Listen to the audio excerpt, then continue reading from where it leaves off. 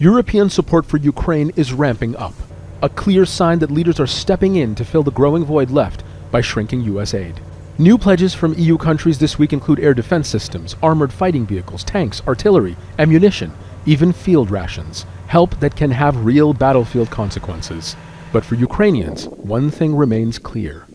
It is very good, it is very important, but we also have a short-term needs, and a lot of them. And with all respect to European countries, it's still the United States, which are absolutely vital source of military support, including intelligence. So that's very good. That's a good news that Europe is stepping in, but they can't completely fill in the shoes of the United States.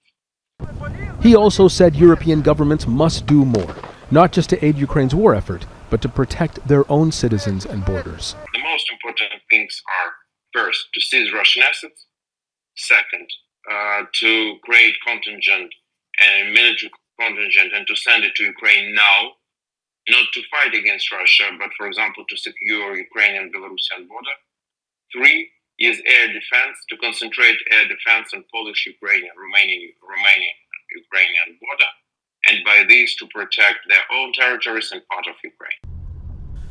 The latest round of European aid comes as Russia gains ground along several front lines, and just days after the U.S. confirmed it would scale back operations at its logistics hub for Ukraine in Poland.